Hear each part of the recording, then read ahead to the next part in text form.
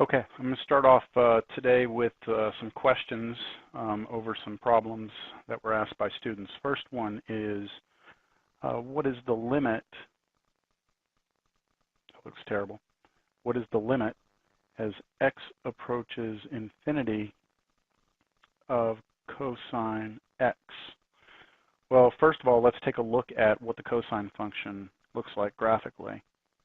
So we know cosine actually starts up here at 1, here's -1, and the cosine does something like this, and it continues to do that forever, and it goes the other direction, does the same sort of thing. Now, what we want to know is what is happening as this thing approaches infinity. So we're trying to figure out, as we move our x values out the left side, where is this thing going? And as you can see, it's not going to any particular number. It's oscillating back and forth between -1 and 1. And because of that, because the limit is not approaching something specific, a specific number, we will say that this limit does not exist. DNE does not exist. So the answer to this one we get by just our knowledge of what the graph of this looks like. Let's look at another example. What is the limit as x approaches 2 pi with a little negative up there, which means from the left-hand side of x cosecant x? Well, we could start looking at, what does cosecant look like and then try and figure out what's happening if we multiply by x. Or what we can do is we can rewrite this using our knowledge of what cosecant is. Cosecant, we know, is 1 over sine. So this is x times 1 over sine x. But that is the same as limit x approaches 2 pi from the left of just x over sine x. Now let's just do a quick little plug-in. Let's just plug 2 pi in and see what we get. We plug 2 pi in on the top, we get 2 pi. If we plug 2 pi in the bottom, sine of 2 pi is going to be 0. So what we're getting here is we're getting a fixed number on top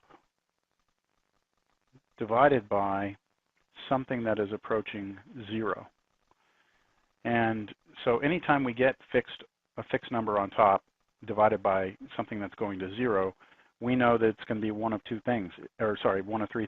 The answer is either going to be positive infinity, negative infinity, or possibly the limit does not exist.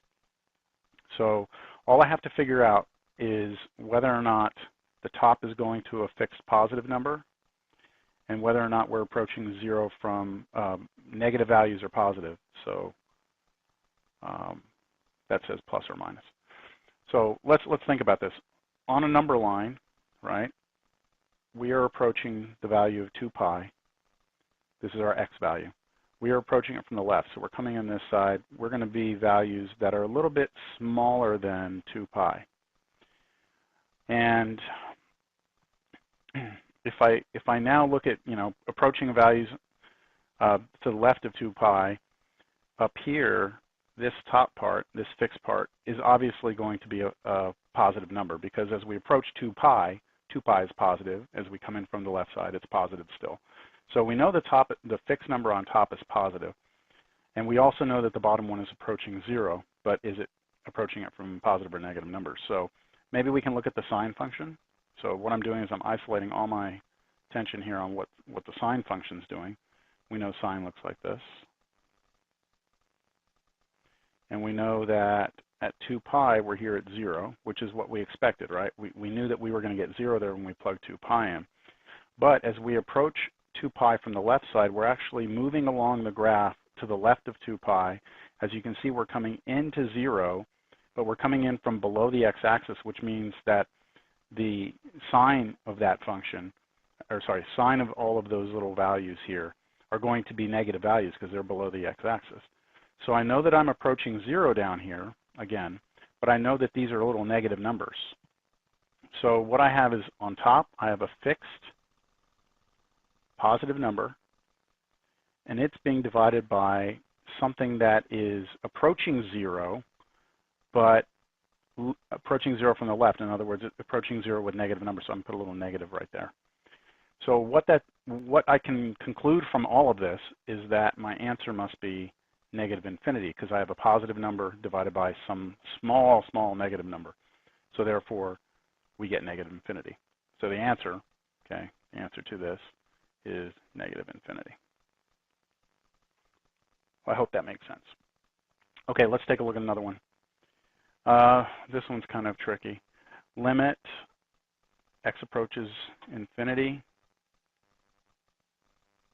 of, in parentheses, square root 9x squared plus x minus 3x.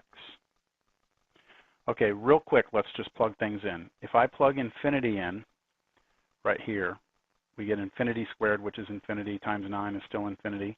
So I've got like an infinity there. Plus, I plug in infinity again, I get infinity. Then I take the square root.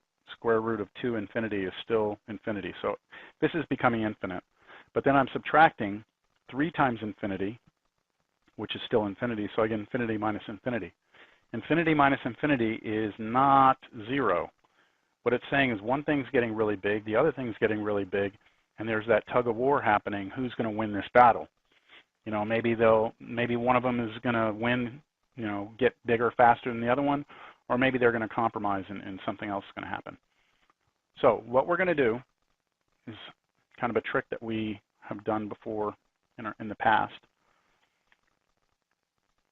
Because we have square roots involved here, and we have 2 terms. All right, there's our 2 terms. We're going to come in here and we're going to multiply by 1. But the one that I'm going to choose is going to be very clever. I'm going to choose the conjugate of what I see there. So it's the same thing here. I use a plus instead of a minus, and then 3. And then whatever I did on top, I have to do on the bottom, because that's a 1. And just imagine that this is all over 1. And so now what I'll do is I'll go ahead and do like a FOIL. I multiply these 2 together. Keep the limit here. X is going to infinity. Multiply those 2 together. Since they're identical and they're both square roots, you're basically squaring a square root. So the square root goes away. Get 9x squared plus x. Now we know, because these are conjugates, when I do this one and this one, they're going to be the exact same terms. They're going to be off. They're going to differ by a sign, so they're going to cancel each other out. And then this times this, that last one, negative 3 times positive 3, gives us negative 9. And then all over on the bottom, oh, sorry, I messed up. I just noticed I forgot the x here. Oops, this x right there. And I need that again. You're probably going, what the hell? Okay, there, 3x, 3x.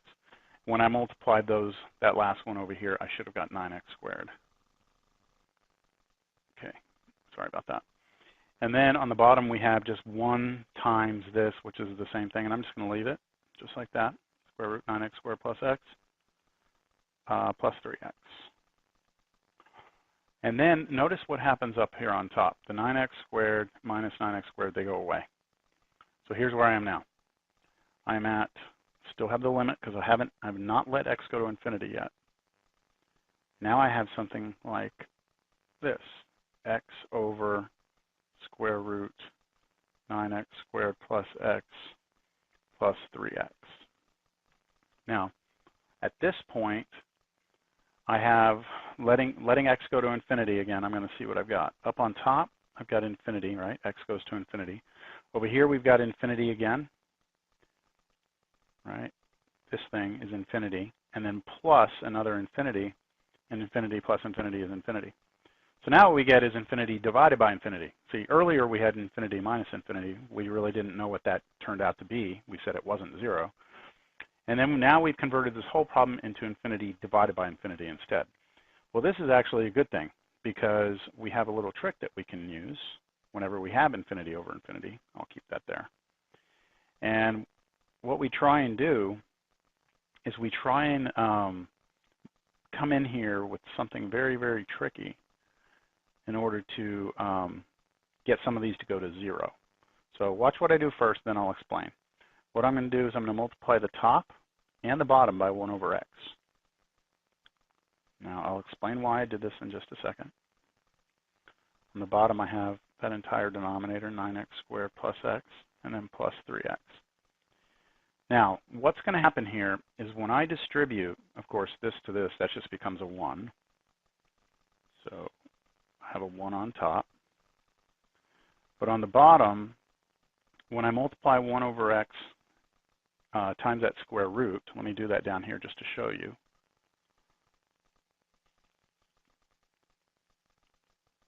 What we have is, remember, anytime you try and push something into a square root, it gets squared as it goes in. And therefore, this is going to turn into a 1 over x squared times, because it got squared when it went in, times whatever was there. And now I'll distribute that in.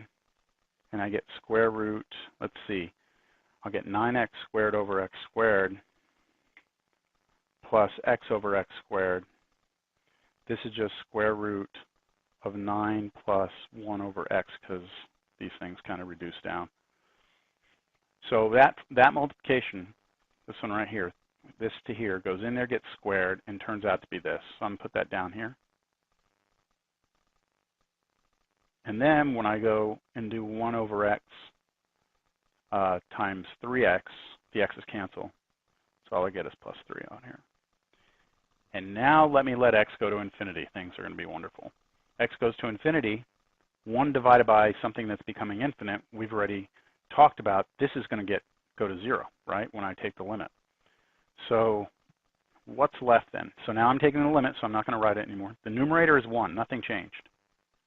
The denominator, however, this term vanishes, right, goes to 0. So I'm left with square root of 9. Square root of 9 is 3. Plus, we're left with that 3 out there. So we get 1 over 6. Wow, okay. So what we're saying is that as x gets larger and larger, these two infinities are fighting each other out, fighting each other, seeing who's getting bigger faster. Well, what happens is that the difference between those two terms is getting closer and closer and closer to 1 divided by 6. The further out you go, the bigger your x values, the closer and closer you'll get to the value of 1/6. So a couple of tricks in that problem. I mean, you had to come in with a conjugate. Once you did that, you had to come in here and realize that you could bring in this clever 1 over x over 1 over x, and then good things happen. Now, I will say the reason why I use 1 over x is because I realized I had an x squared here. And to make that x squared go away, I knew something was going to have to go inside this and cancel it. So I needed to make sure I had an x squared on the bottom to cancel it out. Well, I know that to get an x squared on the bottom, because it's going to be forced in the root, it's going to get squared on its way in. So I used a 1 over x. So you'll just have to practice with those, see if you can kind of catch on to that. Okay, let me take a quick little break here. Okay, let's continue here.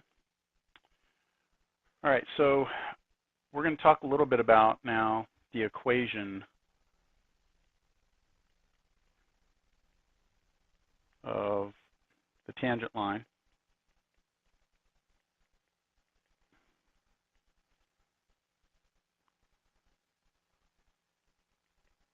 to some graph or some function at a particular value. So this just means, again, you have a graph, f, and we pick some point, x equals a, up on this graph, boom, right there. And what we want to know is not what is the slope of this tangent line.